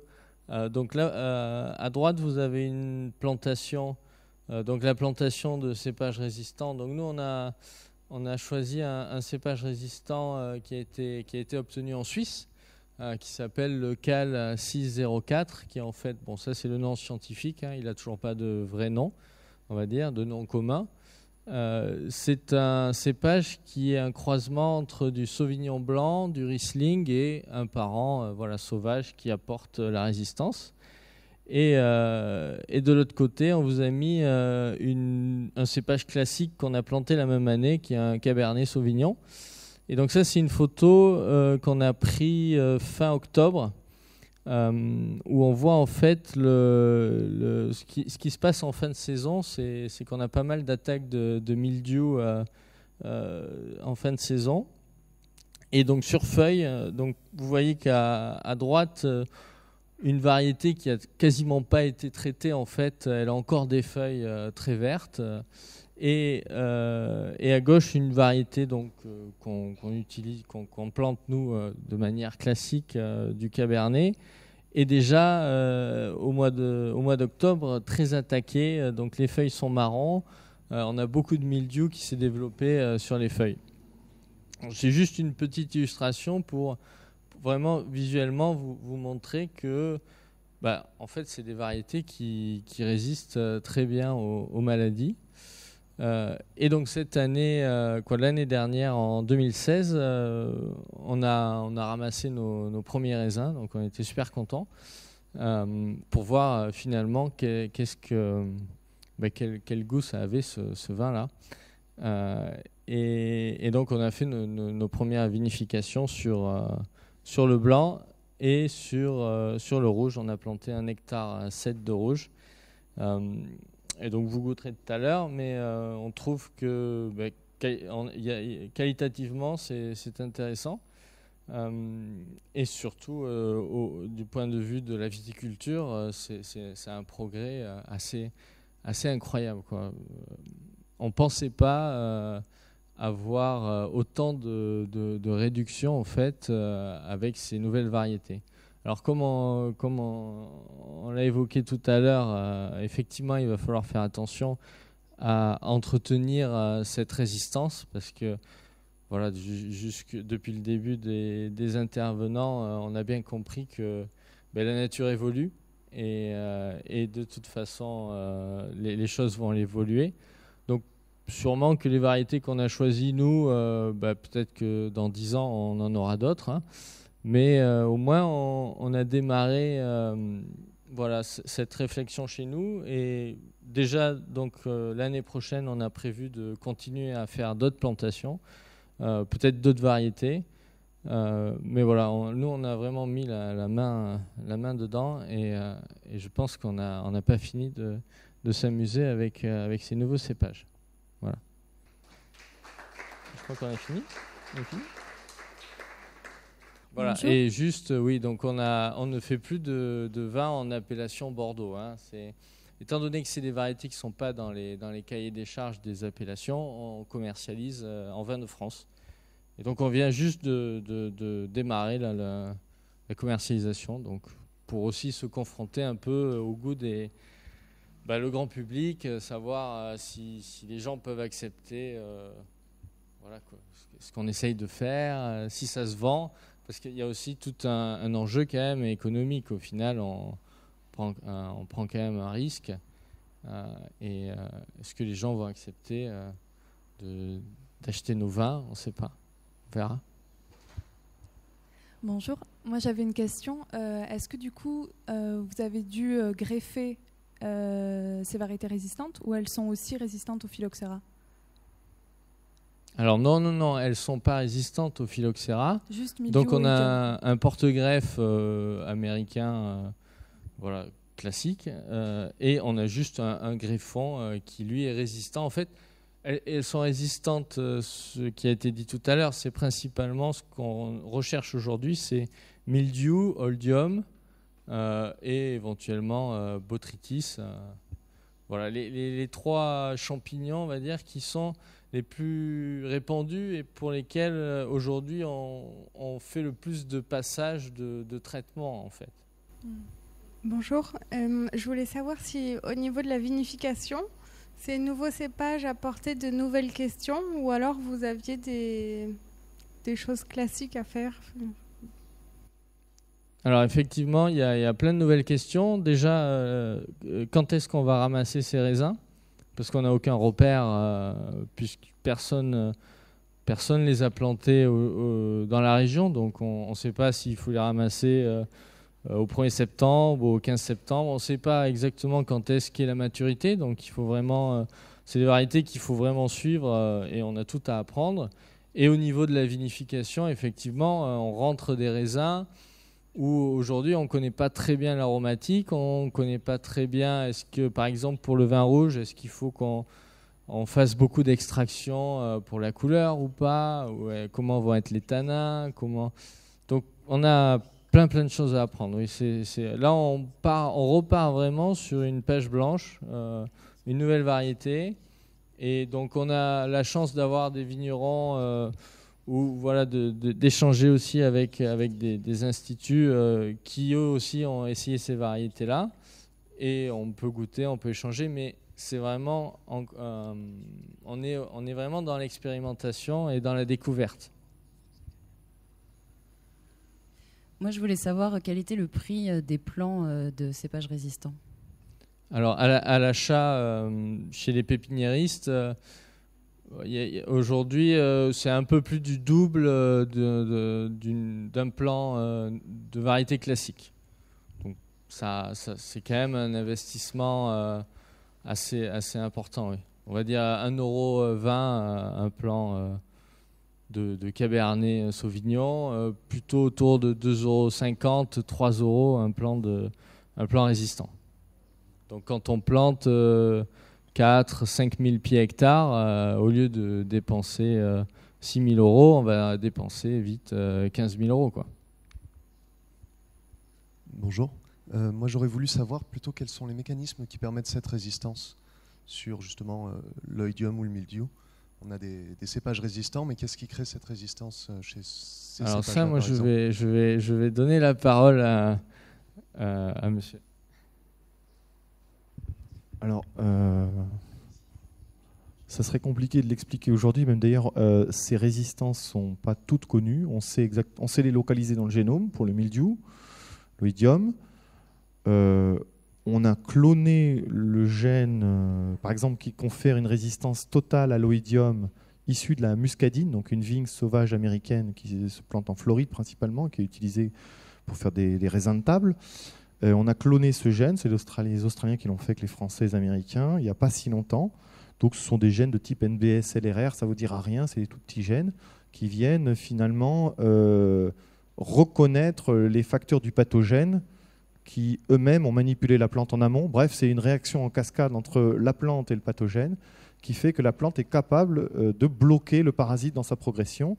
Et ce qui se passe, c'est une réaction d'hypersensibilité avec des nécroses, d'ailleurs qu'on voit souvent sur ces cépages, j'ai des photos là-dessus, je ne sais pas si vous en avez au terrain, mais on voit des petits points noirs un peu partout sur les feuilles. En fait, c'est le champignon qui a attaqué la feuille, et la feuille s'autodétruit finalement.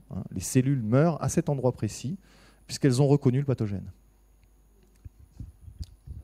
Oui. Peut-être une réponse un peu plus prosaïque, après je ne sais pas qui va poser la question, c'est que ces gènes de résistance qui ont été introduits par des méthodes de sélection où on croise les plantes sauvages et les cépages cultivés pour garder l'essentiel du cépage cultivé et de ses qualités agronomiques et œnologiques en introduisant en plus ces gènes de résistance. C'est des gènes de résistance qui existent à l'état sauvage dans les populations naturelles de vignes de par les mécanismes de coévolution que j'ai évoqués moi, rapidement au cours du premier exposé. Oui, alors est-ce que vous avez étudié le comportement de ces cépages résistants par rapport à aux autres maladies de la vigne, et en particulier la flavescence dorée.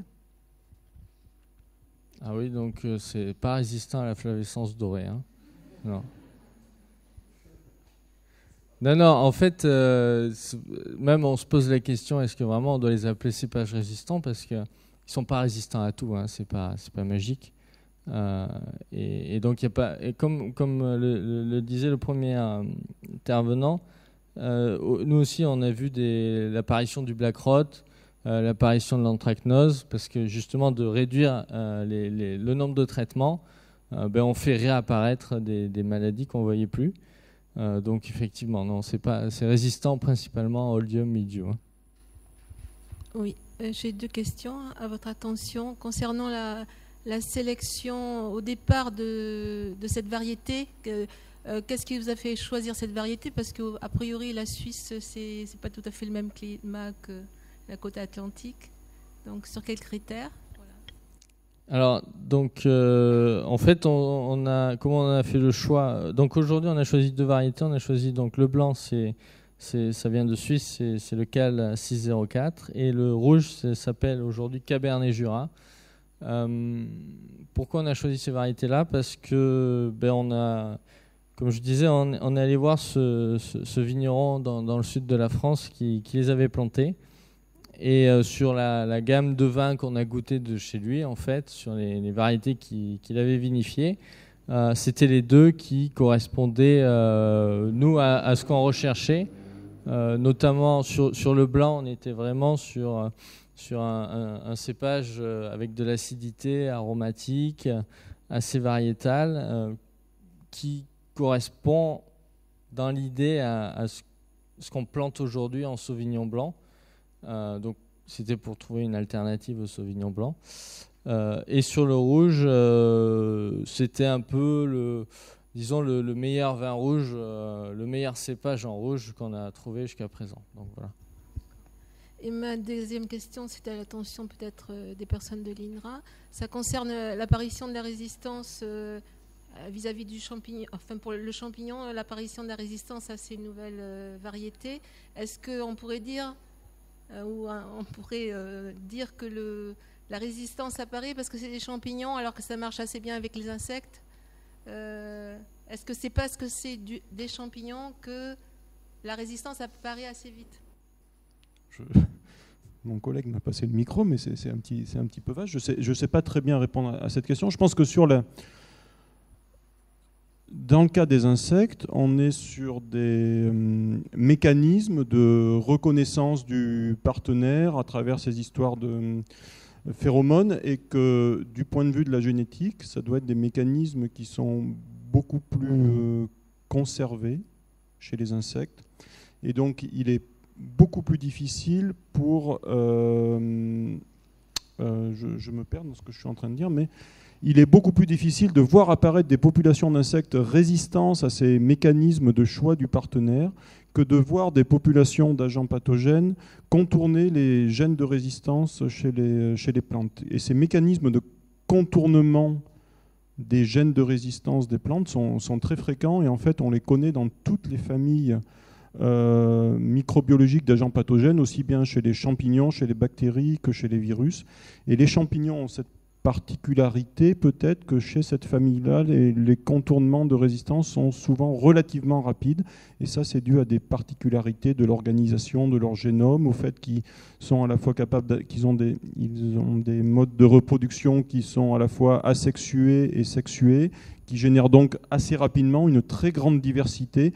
Et parmi cette diversité qui apparaît au gré des mutations, au gré de la reproduction sexuée, il y en a une partie qui vont être capables de contourner les gènes de résistance présents du côté plante, et donc ces champignons-là peuvent... voilà. Mais sur les gènes de résistance, oui, c'est très fréquent quand même d'avoir des phénomènes de contournement, tout comme sur les insecticides, enfin tout comme sur les pesticides, c'est très fréquent également d'avoir des mécanismes de résistance à ces pesticides. C'est parce que c'est des mécanismes biologiques qui sont beaucoup plus simples que dans le cas là, sûrement du comportement sexuel que je connais un petit peu moins.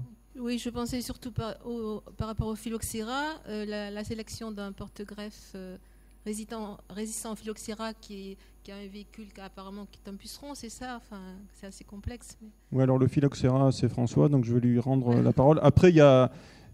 Souvent, ça apparaît assez vite, mais il y a toujours des exceptions. Moi, j'ai longtemps travaillé avec des virus et on a des gènes de résistance pour les virus qui sont dans des plantes maraîchères, par exemple, la pomme de terre, résistance à certains virus qui sont très largement diffusés dans tous les cultivars de pommes de terre qu'on connaît, et ces résistances sont efficaces depuis plus d'1 siècle. Ça, c'est super exceptionnel. Donc, la plupart du temps, en 2, 3, 4, 5, 10 ans, la résistance s'épuise. François, phylloxéra. Est-ce que je comprends la question? Le phylloxéra, c'est des porte-greffes qui durent depuis 150 ans et on n'observe pas d'adaptation. Mais ici, on décrit déjà des phénomènes de virulence, d'agressivité du pathogène face à ces résistances quand on les déploie en quelques années. Alors moi, ma réponse, c'est celle que j'ai aujourd'hui, c'est que vous avez une grosse différence entre ce qu'on a fait pour résister au phylloxéra et les constructions qu'on est en train de faire ici, parce que ce n'est pas le même objectif. Pour le phylloxéra, ce sont des hybrides simples entre une espèce européenne et une espèce américaine. En général, c'est ça, voire même des fois 2 espèces américaines. Même si les phylogénies de croisement des cépages, des porte-greffes sont parfois complexes, la construction, elle est très américaine. Vous avez presque 50% du génome du porte-greffe qui est américain. Donc c'est quelque chose qui apporte beaucoup de résistance, parce que vous savez que vous avez des facteurs majeurs, mais vous avez plein de petits facteurs mineurs qui apportent et qui soutiennent cette résistance. Et aujourd'hui, on peut dire que c'est une vraie réussite, puisque depuis 150 ans, et à travers tout le monde entier, on n'observe pas de contournement par le phylloxéra. Mais ici, comme je vous l'ai montré tout à l'heure, on introgresse les gènes européens, on rétrocroise finalement plusieurs fois ces cépages pour qu'ils ressemblent à ce que nous, on a besoin pour la viticulture, c'est-à-dire le Vitis vinifera. Et là, on fragilise cette résistance parce qu'on l'isole petit à petit dans le génome et elle se retrouve dans un fond complètement dit sensible au pathogène. Et donc, elle est fragilisée. C'est pour ça, on n'en a pas beaucoup parlé ici, c'est peut-être pas l'endroit, mais on pourra prolonger la discussion après. Il y a cette crainte que finalement, ces constructions qui ont pris beaucoup de temps, qui génèrent beaucoup d'espoir, soient fragilisées par l'évolution du pathogène. Donc, on réfléchit déjà à des méthodes. On peut mettre non pas un gène, mais plusieurs gènes dans la plante. C'est ce qu'a fait l'INRA dans ses constructions. On peut surveiller aussi ce qui se passe et dire ça on arrête et puis ça on va favoriser. Et on peut aussi, pour les programmes à venir, déjà choisir les gènes dont on sait qu'ils seront plus durables pour éviter d'aller vers des mauvaises pistes, quoi. En fait, on est au début d'une offre, comme l'a dit Jonathan. Voilà. On est au début d'une offre et je pense que ce qui est important, c'est que c'est un mouvement qui est en marche et il y aura des nouvelles créations. En marche, pardon, excusez-moi. Et voilà, et l'idée c'est que c'est pas des cépages qu'on va arrêter de traiter. Je pense que c'est plutôt une viticulture très bas intrant en fait qu'il faut faire. Voilà, parce qu'il faut aussi sélectionner des caractères agronomiques intéressants pour qu'on puisse faire des bons vins et les vendre. Oui, merci. Je propose qu'on passe à la dégustation et qu'on poursuive le débat. Il ne s'agit pas d'arrêter les échanges. Donc, merci. Alors, donc je vous remercie toutes et tous d'avoir contribué à cet échange. Et je vous invite donc à déguster ces fameux vins issus de cépages résistants et à prolonger ces discussions.